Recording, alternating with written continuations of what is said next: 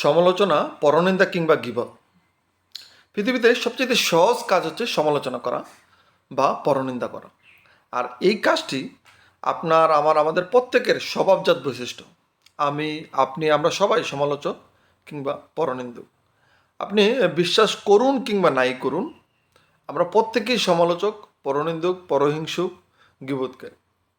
আমরা অন্যের ভালোটা তো মোটেও দেখতে পারি না, কারণ আমরা মনে করি যে আমার চাইতে সে ভালো আছে, কিংবা সে পক্ষান্তরে আমাকে আঙ্গুল দিয়ে দেখিয়ে বলছে আমার চাইতে নিশ্চয়ই সে ভালো আছে। আপনি এবার একটু চিন্তা করে দেখুন, স্বাভাবিকভাবে আমরা প্রত্যেকে যে সমালোচক। আপনি সমাজে একটু ভালো খাবার গ্রহণ করুন, আপনি আপনার পরিবার পরিজন আত্মীয় স্বজনকে নিয়ে একটু সবসময় ভালো খাবারের চেষ্টা করুন, দেখবেন যে আপনার পিছে হাজার হাজার সমালোচক। কিংবা আপনি একটু ভালো কাপড় পরিধান করুন, সবাই আপনার দিকে আর চোখে তাকাবে, সবাই বলবে দেখ করে কি, বাপ কত, নানান রকমের সমালোচনা আপনাকে নিয়ে ব্যস্ত হয়ে বলবে। তারা প্রত্যেকেই বা আমরা প্রত্যেকেই আমাদের পকেটের টাকা খরচ করে অন্যের সমালোচনা করার জন্য আমরা ব্যস্ত। অর্থাৎ যে সময়টুকু আমরা অন্যের সমালোচনা করে কাটাই, সেই সময়টুকু যদি আমরা আমাদের নিজেদের জন্য করতাম বা আত্মসমালোচনা করতাম, তাহলে আমরা প্রত্যেকেই শুধরে যেতাম, আমরা প্রত্যেকেই একটা সর্ব উৎকৃষ্ট মানুষ হতাম। কিংবা আপনি ধরেন একটা যে কোনো একটা ভালো একটা বাড়িতে থাকছেন, দেখবেন যে আপনার সমালোচনার শেষ নেই। কিংবা আপনার ছেলে মেয়ে কিংবা আপনার সন্তানেদের যদি একটু ভালো লেখাপড়া করে কিংবা একটু মেধা সম্পন্ন হয়, দেখবেন তাতেও তাদের সমালোচনা।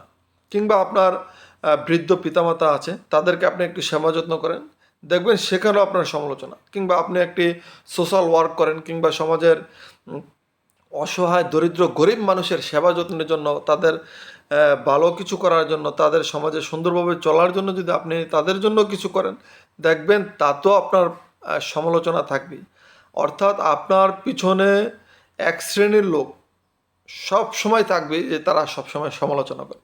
কিংবা কন্টিনিউ যদি আপনি ইবাদত করেন, নামাজ পড়েন, রোজা রাখেন, দেখবেন তাতেও কিন্তু আপনার সমালোচনা। আপনি যদি মসজিদে প্রথম সিরিয়ালের মুসল্লি হন, দেখবেন যে আপনাকে পিছন থেকে আরেকজন বলতেছে আপনি কেন সামনে দাঁড়ান, আমরা সামনে দাঁড়াবো, আমি মসজিদের অমুক, আমি হুমুক, আমি তমুক, দেখবেন সেইখানেও আপনার সমালোচনা আছে। অর্থাৎ সমালোচনা এমন একটা আমাদের বদভ্যাস যে আমরা প্রত্যেকের, অর্থাৎ আমার চাইতে যদি কেউ ভালো থাকে আমরা তা সহ্যই করতে পারি না। এটা আমাদের একটা মেন্টালি একটা, আমরা কি বলবো, মেন্টালি একটা অসুস্থতা।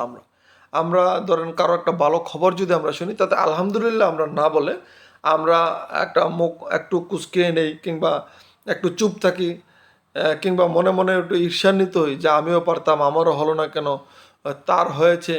সেই কারণে আমরা প্রত্যেকেই সমালোচক। আর এই সমালোচনা থেকেই আমাদের শিক্ষা অর্জন করতে হবে এটাই, যে সমালোচকের কাঁধেই ভর করে আমরা উপরে উঠতে হবে। অর্থাৎ সমালোচনাকারী আপনাকে সমাজের উচ্চ স্তরে নিয়ে যাচ্ছে। কিভাবে সেটা নিয়ে যাচ্ছে? আপনার সমালোচনায় যখন তারা ব্যস্ত হয়ে পড়বে, তাদের ব্যক্তিগত টাকা খরচ করে যখন আপনাকে নিয়ে সমালোচনা করবে, অর্থাৎ আপনার প্রচার প্রসার সব হচ্ছে। অর্থাৎ আপনার সমালোচনা করার কারণে আপনি সমাজে উঁচু শ্রেণীর মধ্যে আরোহণ করছেন, কিন্তু যারা সমালোচক তারা নিচু শ্রেণীর মধ্যে রয়ে গেছে। সমালোচনার হাজার প্রকার উক্তি আছে। যদি আলোচিত হতে চাও তবে সমালোচকের ভয় না করে সামনে এগিয়ে যাও। এটা আমাদের মাননীয় প্রধানমন্ত্রী শেখ হাসিনার একটা উক্তি। কিংবা সমালোচকের ভয় পাওয়া মানে সফলতাকে দূরে ঠেলে দেওয়া। আরও হাজার হাজার সমালোচনার আপনার উক্তি আছে। ধরেন, যদি আপনি সমালোচনায় সহ্য করার ক্ষমতা না রাখেন, তাহলে নতুন কিংবা ভিন্ন কিছু উদ্যোগ গ্রহণ করা আপনার জন্য মোটেও সম্ভব না। তো এই কারণে সমালোচকের কাঁধেই ভর করে আমাদের সামনে অগ্রসর হতে হবে। ধন্যবাদ। সালাম আলাইকুম।